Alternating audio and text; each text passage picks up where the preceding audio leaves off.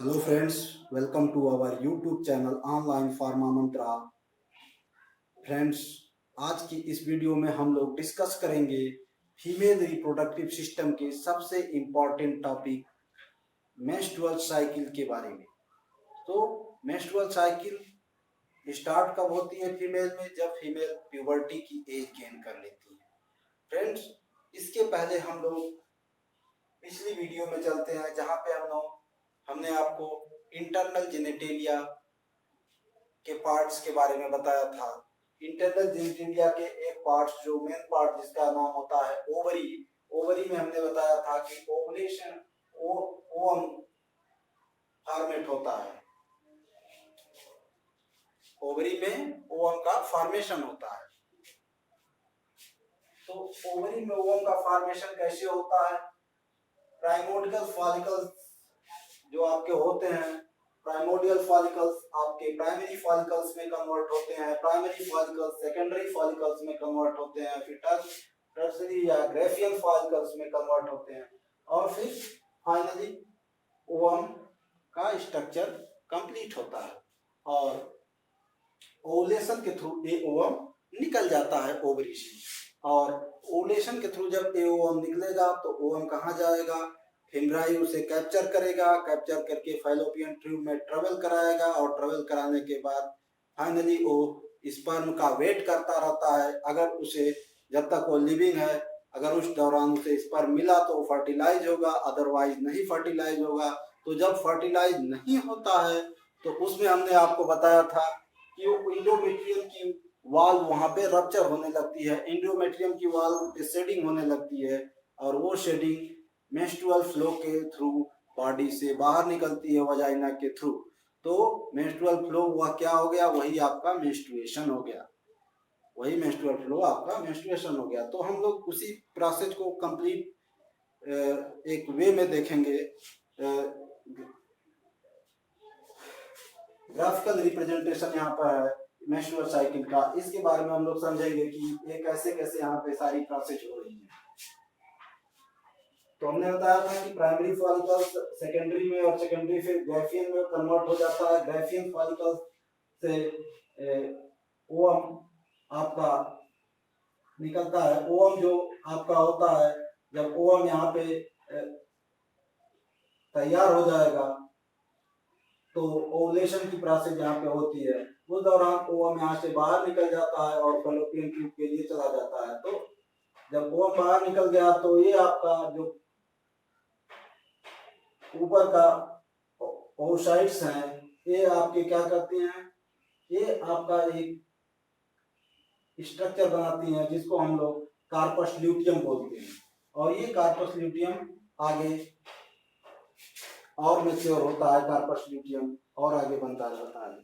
ठीक है, तो हम लोग इसके बारे में देखेंगे कि कैसे हो रहा है। देखिए, इसमें मेंस्ट्रुअल साइकिल में हार्मोन्स का बहुत ही बड़ा इंपॉर्टेंट रोल होता है। फीमेल के हार्मोन्स का, ये 28 डेज की साइकिल होती है, और इस 28 डेज इन जनरल होता है, बट ये वेरी कर सकता है। तो हम लोग उसके बारे में बाद में बात करेंगे। तो सबसे पहले देखेंगे कि यहाँ पे हार्मोनल चेंजेस कौन से हो रहे हैं। एंटीरियर पिट्यूटरी का बहुत बड़ा रोल होता है। इंटीरियर पिट्यूटरी से दो हार्मोन्स निकलते हैं, ल्यूटिनाइजिंग हार्मोन और फॉलिकल स्टिमुलेटिंग हार्मोन, जिसको हम लोग LH और FSH बोलते हैं। तो उसमें कैसे होता है प्रोसेस? हाइपोथैलेमस से आपके गोनाडोट्रोपिन रिलीजिंग हार्मोन्स निकलते हैं जो कि एंटीरियर पिट्यूटरी को स्टिमुलेट करते हैं, और एंटीरियर पिट्यूटरी FSH और LH का सिक्रीशन करती है। फॉलिकल स्टिमुलेटिंग हार्मोन और ल्यूटिनाइजिंग हार्मोन का सिक्रीशन करती है। तो ये हार्मोन काफी कुछ चेंजेस लाते हैं मेंस्ट्रुअल साइकिल के दौरान। एक ओवुलेशन की प्रोसेस होती है, फिर उसके बाद जो पूरी प्रोसेस हमने आपको बताया था उसमें कि किस तरह से शेडिंग होने के बाद मेंस्ट्रुअल फ्लो हो रहा है। ये सारी प्रोसेस इतनी जल्दी इंस्टेंट नहीं हो जाती है मेरे दोस्तों। इस प्रोसेस को पूरी तरह से कंप्लीट होने में 28 दिन तक की टाइमिंग लग जाती है, 27-28 दिन की टाइमिंग लग जाती है। तो वह उस टाइमिंग के ड्यूरेशन में हम देखते हैं उसके दौरान क्या क्या चेंजेस होते हैं, उसके बारे में हम लोग यहाँ पे स्टडी करेंगे। तो एंटीरियर पिट्यूटरी से आपका LH और FSH निकल चुका है। जब ओवुलेशन होता है तो ओवुलेशन की प्रोसेस के पहले की बात हम लोग कर रहे हैं, मतलब मेंस्ट्रुअल साइकिल के मिड पॉइंट को हम लोग क्या बोलते हैं, ओवुलेशन प्रोसेस बोलते हैं। तो जो मिड पॉइंट होता है 14 डेज, तो 14 डेज के पहले की बात हम लोग कर लेते हैं। इंटीरियर पिट्यूटरी से जो हार्मोन फॉलिकल स्टिमुलेटिंग हार्मोन निकला, वो ओवुलेशन की प्रोसेस के पहले इस साइड में आप देखोगे तो यहाँ पे इसका ग्राफ ऊपर की तरफ मूव कर रहा है, मतलब यहाँ पे इसकी कंसंट्रेशन ज्यादा है, ये ज्यादा सीक्रेट हो रहा है इंटीरियर पिट्यूटरी से फॉलिकल स्टिमुलेटिंग हार्मोन। बट ये आकर 14 डेज के बाद ये ड्रॉप होना शुरू हो जाता है, और उस टाइम क्या होता है, उस टाइम आपका जो LH ल्यूटिनाइजिंग हार्मोन है, ये अभी तक देखिए 14 डेज के पहले ये बेसल लाइन पे था, और इसके बाद जब ही 13 to 14 डेज आता है उस टाइम इसमें एक अजीबोगरीब सर्च देखने को मिलता है। ये तुरंत ऊपर की तरफ मूव करता है, इसमें अचानक इंक्रीमेंट होता है, अचानक इंक्रीमेंट की वजह से यह ग्राफ ऊपर चला जाता है, मतलब ल्यूटिनाइजिंग हार्मोन का सिक्रीशन बहुत ज्यादा हो रहा है। और यहाँ पे FSH हार्मोन का सिक्रीशन कम हो गया, यहाँ पे देख रहे हो, तो FSH हार्मोन का सिक्रीशन कम होने के बाद ल्यूटिनाइजिंग हार्मोन का सिक्रीशन ज्यादा होने लगता है, ल्यूटिनाइजिंग हार्मोन सिक्रीट होता है। अब यहाँ पे देखेंगे ग्राफ तुरंत नीचे नहीं आ रहा है बेसल लाइनिंग पे, इसका मतलब ये काफी देर तक इसका सिक्रीशन ज्यादा मात्रा में देखने को मिलता है, फिर उसके बाद धीरे धीरे कम हो जाता है। तो 14 डेज के टाइम पे देखेंगे जो ल्यूटिनाइजिंग हार्मोन है इसका सिक्रीशन आपका ज्यादा यहाँ पे अभी भी हो रहा है। इसका मतलब जो जब ओवुलेशन हो चुका था तो उस समय का जो ओवम के ऊपर की जो स्ट्रक्चर आपको दिख रहा है, यह स्ट्रक्चर बाहर निकल जाता है, छूट जाता है, ओवम निकल के चला जाता है। तो ये स्ट्रक्चर, ये आपकी सेल्स क्या करती हैं, एक ग्रैन्युलोसा सेल्स जो होती हैं, एक ग्रैन्युलोसा सेल्स क्या करती हैं, एक अपना स्ट्रक्चर बनाती है जिसको हम लोग कार्पस ल्यूटियम बोलते हैं। और कार्पस ल्यूटियम के बाद ये कार्पस ल्यूटियम को मेंटेन करने के लिए काफी देर तक आपका इसका ग्राफ बढ़ा रहता है, मतलब काफी देर तक ये सिक्रीट होता रहता है इस कार्पस ल्यूटियम को मेंटेन करने के लिए लंबे समय के लिए। ओके, मतलब ओवुलेशन की प्रोसेस के पहले फॉलिकल स्टिमुलेटिंग हार्मोन का सिक्रीशन ज्यादा हो रहा है, फॉलिकल स्टिमुलेटिंग हार्मोन के बाद अब दूसरी प्रोसेस में हम लोग चलते हैं कि ये तो हो गया आपका इंटीरियर पिट्यूटरी से रिलीज होने वाले हार्मोन्स की बात। अब सेकंड में हम लोग ओवरी की बात करते हैं। ओवरी के अंदर कौन कौन से हार्मोन सिक्रीट हो रहे हैं, इसमें भी हार्मोनल चेंजेज हो रहे हैं। तो ओवरी के अंदर आप देखोगे कि ओवुलेशन की प्रोसेस जो मिड पॉइंट है, मिड पॉइंट के पहले आप देखोगे एस्ट्रोजन, एक ब्लैक कलर के स्केल से बना हुआ एस्ट्रोजन का सिक्रीशन। ओवरी दो हार्मोन सिक्रीट करती है फीमेल में, एस्ट्रोजन और प्रोजेस्टेरॉन। तो ओवुलेशन की प्रोसेस के पहले एस्ट्रोजन ज्यादा क्वांटिटी में सिक्रीट होता रहता है और बाद में एस्ट्रोजन कम हो जाता है, और फिर फाइनली जाकर एस्ट्रोजन एक बार फिर थोड़ा सा बढ़ता है, सिक्रीट ज्यादा होता है। तो हम बता रहे हैं क्यों होता है, ऐसा कैसे होता है। दूसरी प्रोसेस में देखेंगे यहाँ पे ब्लू कलर की स्केल से, ब्लू कलर की पेन से दर्शाया गया है आपको कि बेसल लाइनिंग से चलता हुआ ये ग्राफ आपका प्रोजेस्टेरॉन का ग्राफ है। किसका? प्रोजेस्टेरॉन। दो हार्मोन सिक्रीट होते हैं, एस्ट्रोजन और प्रोजेस्टेरॉन। तो प्रोजेस्टेरॉन का ग्राफ आपका यहाँ पे अचानक आके उठ गया है और ये साइकिल के लास्ट तक बना रहता है। ओके, तो एस्ट्रोजन और प्रोजेस्टेरॉन ये दोनों की हम लोग कंसंट्रेशन इस ग्राफ के माध्यम से देखेंगे कि ओवुलेशन की प्रोसेस के पहले एस्ट्रोजन की मात्रा ज्यादा है और ओवुलेशन की प्रोसेस के बाद प्रोजेस्टेरॉन की मात्रा ज्यादा है। प्रोजेस्टेरॉन को हम लोग प्रेगनेंसी मेंटेनिंग हार्मोन भी बोलते हैं। ये हार्मोन आपका प्रेगनेंसी मेंटेन करने के लिए काम आता है। और एस्ट्रोजन जो हार्मोन होता है ये फीमेल में सेकेंडरी सेक्सुअल कैरेक्टरिस्टिक की ग्रोथ करने के लिए रिस्पॉन्सिबल होता है। सेकेंडरी सेक्सुअल कैरेक्टरिस्टिक का मीन्स आप लोग समझ सकते हो ब्रेस्ट का डेवलपमेंट, आपका प्यूबिक हेयर्स का डेवलपमेंट और भी सारी चीजें, ऑक्सिलरी हेयर्स का डेवलपमेंट, ये सारी चीजें आपका सेकेंडरी सेक्सुअल कैरेक्टरिस्टिक में आ जाती हैं। तो ओवरी में एस्ट्रोजन, प्रोजेस्टेरॉन, एंटीरियर पिट्यूटरी से एफएसएच और एलएच, ये यहाँ पे आपको ओवरऑल 4 हार्मोन्स देखने को निकल रहे हैं। अब हम लोग चलते हैं कि यूट्रस के अंदर क्या होता है। तो इसी टाइम आपका यूट्रस के अंदर भी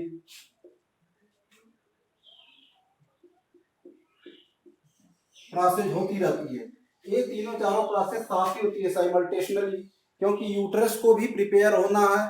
अगर ओवम फर्टिलाइज हुआ तो उस कंडीशन के लिए यूट्रस को प्रिपेयर होना है कि उसकी वॉल थिक हो जाए। अगर ओवम फर्टिलाइज नहीं हुआ तो यूट्रस पे की लाइनिंग, आपका लाइनिंग पे शेडिंग देखने को मिलती है, जिसे हम फ्लो, मेंस्ट्रुअल फ्लो बोलते हैं। तो यूट्रस में भी आप देखोगे इसी तरह के चेंजेस कुछ देखने को मिलते हैं। देखिए यहाँ पे ये यूट्रस की वॉल की कंडीशन है, इस वॉल को हम लोग क्या बोलते हैं, इंडोमेट्रियम वॉल। ये इंडोमेट्रियम वॉल की थिकनेस यहाँ पे दिखाया गया है कि ये थिक हो रही है धीरे धीरे, और ये फाइनली यहाँ पे थिक, आपको ज्यादा थिक दिख रही है।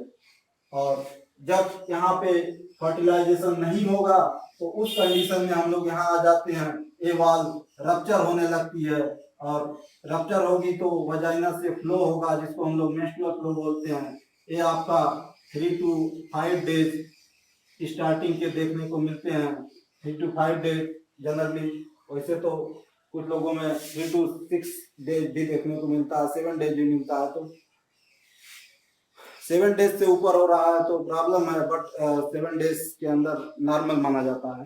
तो यहाँ पे मेंस्ट्रुअल फ्लो देखने को मिलता है, जिसको हम लोग मेंस्ट्रुअल फेज बोलते हैं। यहाँ पे मेंसेज होता है, ब्लड ब्लीडिंग होती है, इसको ब्लीडिंग फेज भी बोलते हैं। तो इस फेज के बाद हम आपकी फॉलिकुलर फेज या प्रोलिफरेटिव फेज आती है। ये फॉलिकुलर फेज ओवरलैप नहीं रहती है मेंस्ट्रुअल फेज को भी, ऐसा नहीं है, ये ओवरलैप मेंस्ट्रुअल फेज पे भी होती है। बस फॉलिकुलर फेज में आप यहाँ पे देखे थे पहले भी कि प्राइमरी फॉलिकल्स सेकेंडरी फॉलिकल्स में कन्वर्ट हो रहे हैं, और फिर ग्रेफियन फॉलिकल्स में कन्वर्ट हो रहे हैं। तो ये फॉलिकल फेज में आपका यही सारी प्रोसेस देखने को मिलेगी कि जो फॉलिकल्स हैं वो डेवलप होते रहेंगे, और डेवलप होके फाइनली ओवम को अपने ग्रैंडोसा सेल से ओवम को रिलीज करने का प्रयास करेंगे। यहाँ पे ओवम को रिलीज करने का प्रयास करेंगे इस ग्रैंडोसा सेल से, और रिलीजिंग के बाद वहां पे आपका कार्पस ल्यूटियम बनेगा। कार्पस ल्यूटियम से कार्पस ल्यूटियम बनेगा, और वह कार्पस ल्यूटियम जब बन जाएगा तो उस कंडीशन को हम लोग क्या बोलते हैं, वो फेज आपकी ल्यूटियल फेज आ जाती है। तो शुरू के 3 से 5 दिन, या आप इसको कह सकते हो 1 से 7 दिन तक आपकी मेंस्ट्रुअल फेज होती है, फॉलिकुलर फेज में देखने को मिलेगी, और उसके बाद मिड पॉइंट पे ओवुलेशन देखने को मिलेगा, और फाइनली ल्यूटियल फेज देखने को मिलेगी। तो अब आपका मेंस्ट्रुअल फेज में क्या होता है कि आपकी जो ब्लड वेजल्स है वो रप्चर हो रही हैं, और ब्लड वेजल्स रप्चर होने की वजह से यूट्रस की वॉल पे शेडिंग हो रही है, क्योंकि यूट्रस को फर्टिलाइज्ड ओवम नहीं मिला, जिसकी वजह से वो वहां पे शेडिंग हो रही है और मेंस्ट्रुअल फ्लो हो रहा है। सेकेंड नंबर पे आपका देखने को मिलेगा फॉलिकुलर फेज के बारे में डिस्कस किया गया। इसमें फॉलिकल्स का डेवलपमेंट होता है, और ये फॉलिकल्स का जब डेवलपमेंट होता है उस टाइम आपका यूट्रस के अंदर भी, जब ये मेंस्ट्रुअल फेज बीत जाती है यूट्रस की, तो ये लाइनिंग फिर से, जो रप्चर हुई लाइनिंग होती है, ये लाइनिंग फिर से आपका थिक होती रहती हैं। तो ये वो सारी फेज उसमें फॉलिकुलर फेज में ही देखने को मिलता है। यूट्रस में भी आपकी लाइनिंग थिक हो रही है, साथ साथ फॉलिकुलर फेज में फॉलिकल्स का ओवरी के अंदर डेवलपमेंट होता जा रहा है, और इस फेज को हम लोग प्रोलिफरेटिव फेज भी बोलते हैं।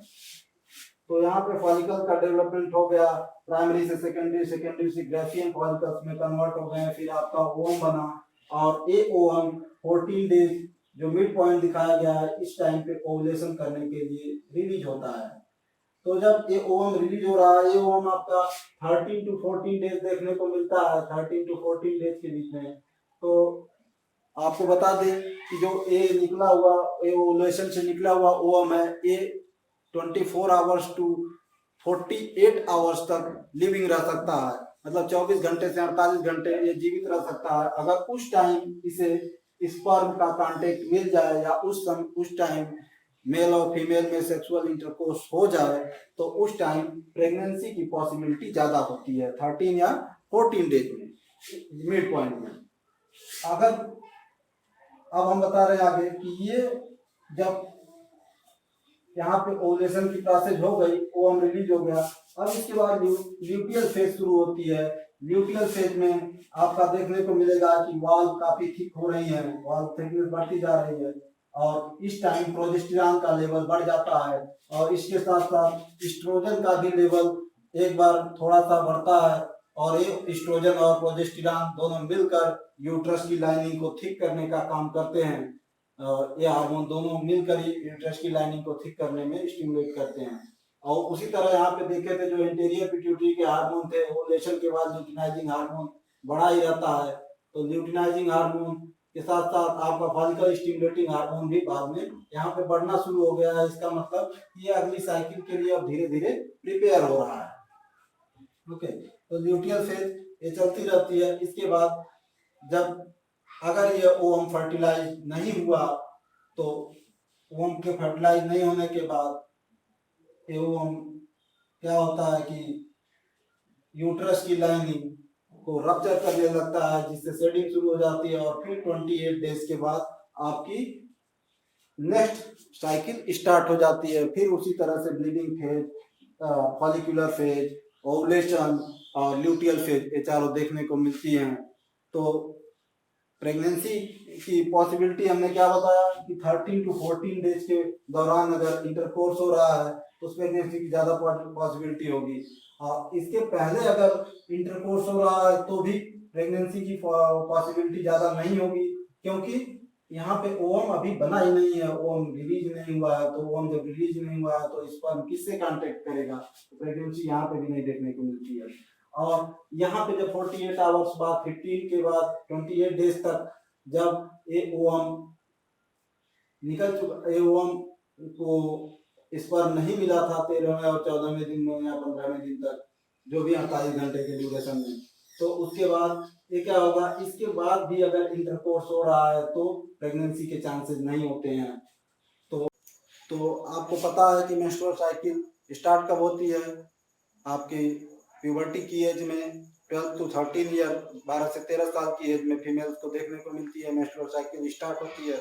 उस कंडीशन को हम लोग पहली बार जब मेंस्ट्रुअल साइकिल स्टार्ट होती है तो मीनार्क बोलते हैं, और जब मेंस्ट्रुअल साइकिल एंड होती है मतलब 45 से 50 की एज में, 45 से 50 की एज में, जब मेनोपॉज की उस कंडीशन को क्या बोलते हैं, मेनोपॉज की कंडीशन में फीमेल की मेंस्ट्रुअल साइकिल ब्लॉक हो जाती है और मेंस्ट्रुअल साइकिल बंद होने के बाद आप प्रेग्नेंट नहीं हो सकते। तो आपको यहाँ पे सारी स्टेप और सारी प्रोसेस बता दी गई है कि मेंस्ट्रुअल साइकिल में क्या क्या होता है। आपको बता गया कि मेंस्ट्रुअल फेज देखने को मिलती है, फॉलिकुलर फेज देखने को मिलती है, ओवुलेशन और ल्यूटियल फेज, इन सब के बारे में आपको बता दिया गया कि कब से कब कौन सी फेज देखने को मिलती है।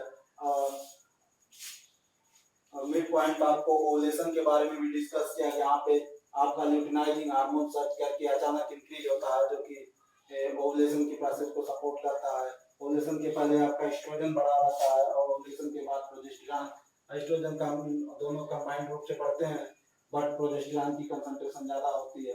तो ये सब चीजें आपका मेंस्ट्रुअल साइकिल के बारे में सारी चीजें हो चुकी हैं। आई होप गाइस कि आपको ये मेंस्ट्रुअल साइकिल का वीडियो पसंद आया होगा। अगर पसंद आया तो इस पे एक लाइक और शेयर जरूर करें, साथ साथ सब्सक्राइब करें चैनल को, जिससे आगे के आने वाले वीडियो आपको इजीली मिल सके। Thank you, have a nice day.